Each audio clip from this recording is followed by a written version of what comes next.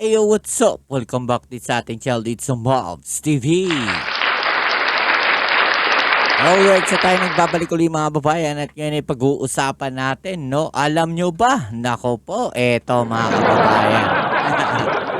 Bilang na ba ang oras ng komunistang China? Grabe, no? Alamin natin yan, no? Ito ay nakita natin mula dito sa channel ni Pinoy Mystery Channel. Please don't forget to subscribe sa kanyang channel, mga babae. Nandiyan po sa ibaba yung link ng kanyang channel, no? At syempre, kung kayo ay bago pa lang dito sa ating channel, kayo ay aking iniimbitahan. Pakiclick naman po ang ating subscribe button dyan sa ibaba. Para naman po sa mga nandito na, please don't forget to like naman po ang ating video. Ano ang saloobin ninyo, no, dito sa pagbagsak ng komunismo, no, dito sa China, no, kung sakaling bilang na ang oras ng China, mga kababayan. Okay, don't forget to comment down dyan sa ibaba at syempre wag na natin patagalin, umpisahan na natin to. Let's go!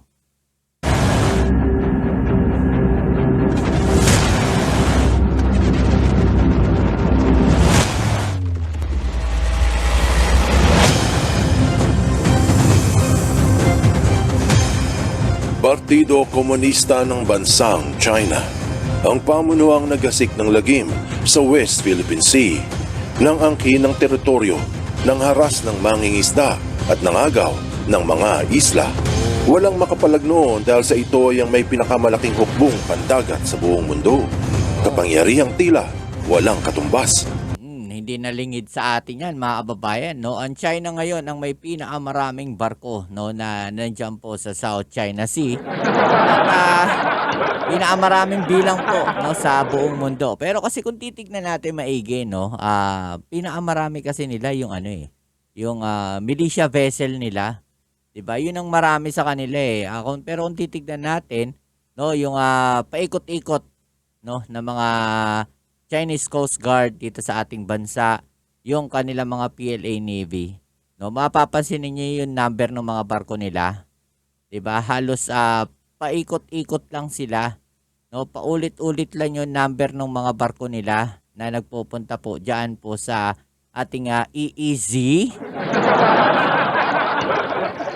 Kasi wala daw West Philippine Sea. No? Kasi ninyo yung mga number. Bilang lang yan, parang ilang peraso lang sila. Ang marami sa kanila, yung pong kanilang Chinese militia vessel. Hanggang kailan mangingibabaw ang lakas komunista? Siguradong magugulat ka sa malalaman mo na bilang na ang oras ng Chinese Communist Party sa mundong ibabaw. Mayroong mga naniniwala at marami din namang naghihinala. Ang tanong, totoo ba? GM.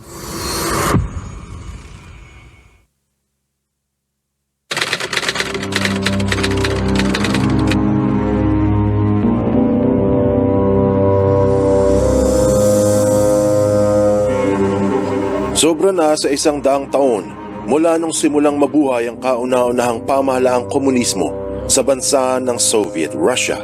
Kaila sa marami, nang nag-imbento ng ideolohiyang komunismo ay isang Hudyo na nagngangalang Karl Marx. Hudyo, mga kababayan. Yan po yung mga tao noon na halos ipaubos po, no, ng Germany ni Hitler, di ba?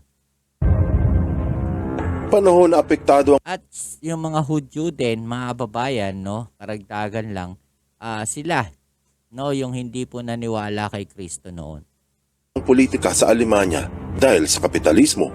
Ang hindi patas na pagtrato sa mga manggagawa ang nagtulak upang isulong ang kaisipang komunista na from each according to his ability, to each according to his need. Ibig sabihin, iambag sa lipunan ng iyong kakayahan at mapupunan ang iyong pangangailangan. Kung titignan mo naman, mga kababayan, maganda, no? Iambag mo yung kakayanan mo, mapupunan yung pangangailangan mo. Maganda, no, yung kanilang adhikain. Pero bakit naging ganon? No, bakit naging ganon yung sistema po no, ng komunista, especially dito sa China. Ideolohiyang umantig sa puso ng mga manggagawang nais makaahon sa hirap at Pro-workers. makatamo ng pantay-pantay na pamumuhay. Walang mayaman at walang mahirap. Subalit ideolohiyang peligro kung mapapasa kamay ng ganid na politiko. So, ayun. Ang komunismo ay dinala ni Vladimir Lenin sa Russia upang labanan ng namumunong dinastiya. Iyan ang unang motibo. Matapos ang Russian Revolution mga taong 1922, nung hinirang ang unang pamahalaang komunista, at ang Russian Republic ay naging Russian Soviet Federative Socialist Republic. SSR. Ikinalat ng mga Russian Bolsheviks ang adhikain sa iba't ibang bansa.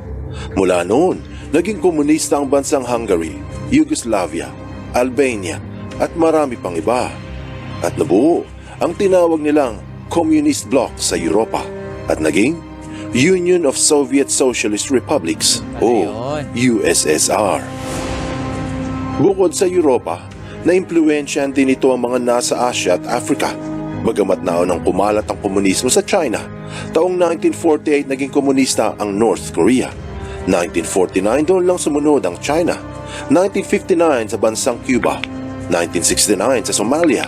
At 1975 nanalo ang mga komunista sa Vietnam. Hanggang sa ang komunismo ay naging pinakamakapangyarihang kilusan sa kasaysayan ng mundo.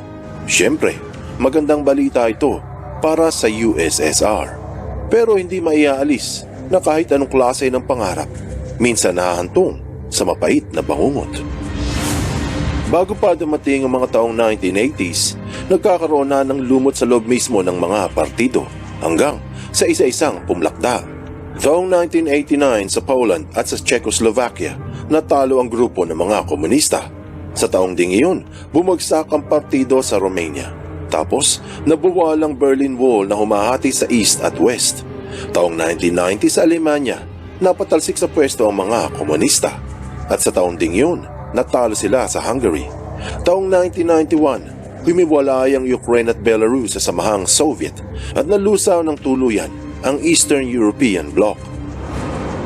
Ganun pa man, marami ang naniniwala noon na dahil sa napakalakas ng mga Ruso, hinding-hindi matatalo ang mga komunista sa Russia. Tumumba man ang lahat, magunaw pa ang Europa, o malusaw ang buong mundo, hinding-hindi kailan babagsak ang komunismo. Iyan ang akala nila. Iyon. Sa ikinagulat ng marami, sa pag-alis ni Gorbachev, ang sentro ng komunismo ay nabiyak at tuluyang nalusaw ang USSR. Lumubog ang araw ng magiting na komunismo at hindi na muling sumikat pa. Kaya maraming katanungan ang umusbong, kasama ang kung ano ang tunay na dahilan bakit bumagsak ang matatag na komunismo sa Russia at sa Europa. At ano ang kinalaman ng pagbagsak nito noon sa katayuan ng bansang China ngayon. Marami ang naniniwala na dahil sa magulong politika ang dahilan sa pagbagsak ng komunismo noon. Pero hindi lahat ay naniniwala sa teoryang ito dahil hindi ba ang magulong politika ang rason bakit ito dinala ni Lenin sa Russia upang mapatalsik ang dinastiya ng mga Tsar. So, ibig sabihin, meron pong punto na kung saan posibleng bumagsak pa rin po ang China. No? Kahit na ganun siya kalakas ngayon, no? Darating at darating yung time o yung panahon na babagsak pa rin talaga, no, ang China. Mayroon namang pagsusuri na nagpahayag ng dahilan sa pagkalusaw ng komunismo. Ito ay dahil sa pagbagsak ng ekonomiya sa Europa. Subalit mayroong hindi sang-ayon dito. Dahil sa panahon ng kahirapan na buhay ang komunismo at doon lumaganap. Hindi nila mawari na ang tunay na dahilan sa pagbagsak ng komunismo sa Russia at Europa ay ang mismong ideolohiya ng komunismo.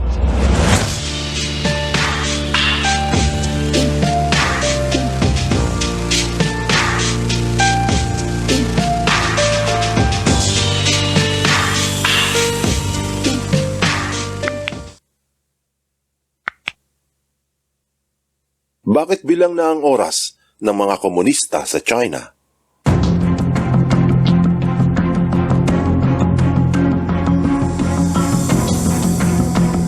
Bago natapos ang taong 1991, ang dating pinakamalakas na samahan na sa ikalawang digmaang pandaigdig ay mayroong mga 11 milyong mga sundalo. pinakamakapangyarihang superpower noon sa mundo na tumalo sa mga Nazi at pinakamaimpluwensya na angat pa sa Estados Unidos, ang Union of Soviet Socialist Republics. Pero ito ay nabura sa mapa. Paano ito nangyari? Ayon sa ulat ng Foundation for Economic Education, maraming taon na ang nakalilipas na pumalya ang komunismo sa Russia dahil hindi nakayanan na suportahan ito ang paglago ng populasyon. Dahil dito, bumaba ang mga living standards ng mamamayan. So parang ganun, no? So mapapansin natin, mga babayan, na ito siguro yung dahilan bakit nagkaroon ng limit sa China yung pag-aanak, no, o yung paglaki ng pamilya. 'Di ba? Parang nilimitahan lang sila sa 2 lang ba, no, na anak, no, after no na hindi ka na pwedeng mag-anak uli.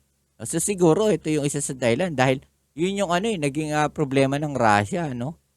Yung paglaki ng populasyon, 'di ba? Sa madaling sabi, ang ideolohiyang from each according to his ability to each according to his need ay hindi talaga pumatok sa taong bayan. Bakit kamo? Kung susuriin ang tenet o prinsipyo ng komunismo na pantay-pantay na pamumuhay, walang mayaman at walang mahirap, iyan ay problematic. Sino ang magpapasahod sa mga mahihirap? Yun. Sino ang mamamahala sa mga transaksyon? Yun yung sinasabi natin dati, 'di ba? Napag-usapan na natin 'yan dati, no, na kung saan sinasabi nga natin na hindi po pwede yung ganung ideolohiya. 'Di ba? Kailangan meron pa ring nasa taas ng chain o ng work chain o business chain. 'Di ba? Sila kasi yung mamamahala pa rin talaga yan. Sila pa rin, no? Yung i-invest o magtatayo ng mga negosyo at sila yung magpapasahod sa tao. Hindi po pwedeng sila yung nag-i-invest, sila yung negosyante, no? Tapos halos kapantay lang nila yung mga tao, no? Hindi po pwede 'yon, 'di ba? Kasi parang paano ka irerespeto kung may mga tao pa naman na gano'n, na paano ka irerespeto kung ang binaba mo lang din yung sarili mo sa kanila?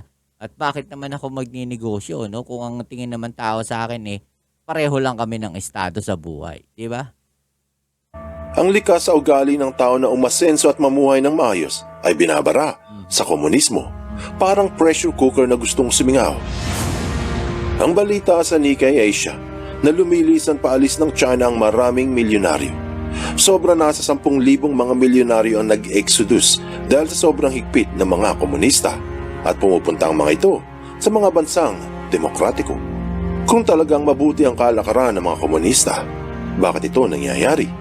Siguradong mabubulabog ang iyong pagkatao kung sasabihin sa iyo na ang mga miyembro ng Partido Komunista mismo ay mga bilyonaryo din. Pero tinatago lang nila ang kanilang yaman sa ibang bansa. Sabi sa BBC, nahuli sa Panama Papers ang ilang pamilya ng mga miyembro ng Partido Komunista na nagtatabi ng pera sa bangko ng ibang bansa. Kaya kung talagang maganda ang kalakaran ng komunismo, bakit sa mga bansang demokratiko sila nagtatago ng pera? Ang ulat sa World Inequality Database ng isa sa dahilan ng hindi pantay-pantay na pamumuhay ng mga inchik ay dahil sa mga mayayamang miyembro ng Partido Komunista. Hindi patas ang distribution ng kayamanan. Mantsakin mo, pati ang pamahalang komunista ay hindi kayang sunurin ang prinsipyo mismo ng kanilang komunismo na from each according to his ability, to each according to his need. Kasi nga naman, perang pinaghirapan mo yun Diba? Yun yung naging mindset nila rito, no? Ba't ko i-share sa inyo? Pinaghirapan namin to. Ba't ko i-share sa inyo? Pera namin to. Yun yung naging, naging pag-iisip, no? Ng mga mayayaman sa China, ng mga negosyante sa China. Diba? So, nandun pa rin sila sa partido, pero kailangan nilang itago yung yaman nila. Diba? Tapos, pinipilit nila ito sa naghihirap na taong bayan. Yun na nga. Kaya Walang marami ang magagawa, naniniwala ng ideolohiya ng mga komunista ay ginagamit lamang upang itago sa mundo ang kanilang korupsyon.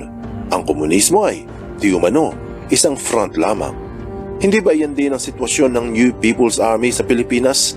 Ang balita ng Philippine News Agency na ang mga pinuno ng CPP-NPA sa Pilipinas ay mga milyonaryo at ginagamit lang ang mga nalolokong gerilya. Nako, ngayon alam nyo na, no?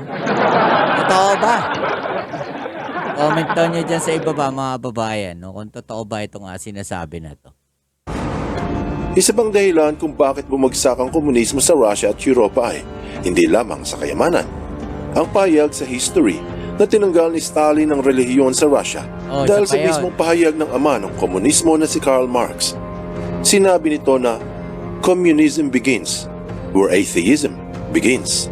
Yan na nga mga babayan, no? 'Di ba etong mga ano na to, Hudyo na to hindi nga sila naniniwala kay Kristo. 'Di ba? So hindi rin naman sila naniniwala do sa mga Muslim dahil may sarili silang paniniwala, 'di ba? So ba't nga naman niya sasabihin o bakit nga naman niya hahayaan no na merong ibang relihiyon o religion, no? Doon sa loob ng komunismo. 'Di ba? Sa madaling sabi, ang simula ng komunismo ay kung saan wala nang paniniwala sa Diyos. Yan na nga. Ayan, ang mismong inventor na ng komunismo, ang ama ng mga komunista ang nagsasabi na nabubuhay ang komunismo kung walang paniniwala sa Diyos. At ito ang ginagawa ngayon sa China. Ang ulat sa Heritage na mas tumitindi ang pagtugis ng China sa mga relihiyon, pati brainwashing sa mga Kristiyano ay nagaganap. Kung pag-iisipan, maraming miyembro ng New People's Army sa Pilipinas ang naniniwala na may Diyos. Dahil base sa World Socialist website na tinanggap ng Partido Komunista sa Pilipinas ang relihiyon ng Katolisismo. Pero ito ay pinagbabawal sa komunismo. Bukod dyan, saang bansa pumunta si Joma Sison, pinuno ng mga komunista? Hindi ba sa demokratikong bansa ng Netherlands? Kung mas maganda ang palakad ng komunismo, bakit hindi siya pumunta sa mga komunistang bansa ng China o North Korea? Bakit kaya? Food for thought. Patunay na ang komunismo ay hindi bagay sa pamumuhay ng tao ngayon na may likas na paniniwala sa lumikha at may likas na pagnanasa na mabuhay ng malaya. Mukhang hindi natuto ang mga Chino sa aral na nakuha ng mga taga-Europa noon na nung bumagsak ang komunismo, ang mga ito ay hindi na nagbalik pa. Kaya ayon sa mga eksperto, bilang na ang oras ng mga komunista sa China. Pati balita ng NDTV na si Xi Jinping ay nangangamba sa pagbagsak ng mga komunista sa China. Sa harap ng tila makapangyarihang mukha nito ay nilulumot ang loob. Anong aral ang mapupulot dito? Napagtanto na ang impluwensya ng komunismo ay malakas noon, pero napatunayan din na ito ay hindi angkop sa pamumuhay ng tao ngayon. Pinigil ng ideolohiya ang likas na kalooban ng bawat nilalang kung saan mayroong paniniwala sa lumikha at buhay na malaya. Huwag kalimutan, ibong sa hawlay ikinulong ng mahigpit. Kapag nakawalay, hindi na babalik. Yun na nga, no? Ganun yung nangyari sa atin, di ba mga kababayan? Pero ito kung isipin natin, no? Ganun pala talaga noon nangyayari sa komunismo. Iniipit nila, kumbaga sinasakal nila, no, yung mga tao at mamamayan nila. At yan yung nakikita natin, no, na nangyayari ngayon sa China. At posible talaga, no, na dumating yung panahon, no, at nakahanap, no, ng pagkakataon yung mga mamamayan, no, na naiipit na o nasasakal na, no, doon sa kanilang sistema, no, baka mismong sa China magkaroon ng aklas, no, o mag-aklas yung mga mamamayan nila, no, at kalabanin na yung mismong gobyerno nila. At pag nangyari po yan, mga kababayan, pag nangyari po yan, hindi po sa malabo na mangyari po talaga, no, na pumasok, no, ang iba-ibang puwersa diyan po sa China. Dahil kailangan nila ng peace force, no, parang yung ginagawa ng UN, no, sa ibang bansa na may mga gera. So makakapasok, no, yung ibang puwersa diyan sa China at yun na ang pagkakataon, no, na para bumagsak, no, etong ganitong sistema ng China at baka posible, no, na bago, no, o mabago, no, yung kanilang sistema, imbis na komunista maging republika sila o mas maiba, no, na sistema ng gobyerno. Okay, so kayo ano sa palagay ninyo? I-comment down sa ibaba ang inyong mga opinion at ating yung pag-usapan. Alright, so kita-kits tayo sa ating next video upload. Marami tayong pag-uusapan, no? Sa mga bago pa lang po dyan, please don't forget to subscribe. I-click po ang subscribe button dyan sa ibaba. Like, share, at comment dyan sa comment section. At huwag niyo pong kalimutang i-subscribe din ang channel ni Pinoy Mystery Channel. Kita-kits tayo sa ating next video upload. Ito muli ang inyong Kuya Mobs sa Mobs TV. Peace. I'm out.